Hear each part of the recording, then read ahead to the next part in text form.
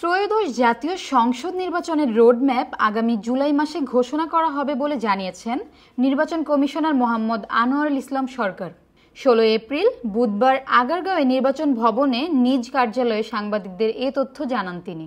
EC Anwarul বলেন, তফসিল ঘোষণার আগে যেসব তরুণের বয়স 18 বছর পূর্ণ হবে তাদের ভোটার তালিকায় অন্তর্ভুক্ত করা হবে, তবে বিদ্যমান আইন দিয়ে হবে না।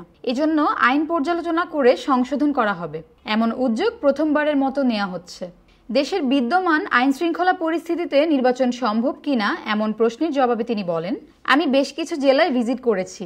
আইন শৃঙ্খলা বাহিনীর সদস্যরা বলেছেন তারা আরও ইমপ্রুভ করবেন। আইন শৃঙ্খলা প্রতিদিন উন্নত হচ্ছে।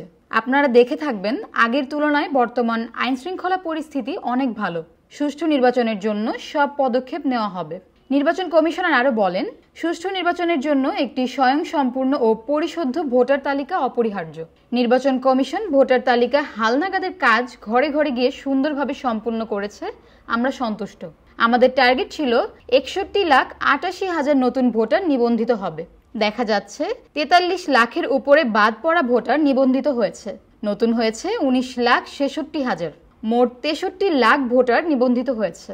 আমরা আশা করি জুনের মধ্যে চূড়ান্ত ভোটার তালিকাটি পেয়ে যাব। এখন প্রশ্ন হচ্ছে, তফসিল ঘোষণার আগে অনেকের বয়স 18 হবে, তারাও ভোট দিতে চায়। এবার এই তরুণরা নতুন ভোটার হবে। নির্বাচন কমিশন সর্বোচ্চ চেষ্টা করবে তফসিল ঘোষণার আগ পর্যন্ত যাদের বয়স 18 হবে তাদের যেন আমরা ভোটার তালিকায় যুক্ত করতে পারি এবং তারা যেন ভোট দিতে পারে।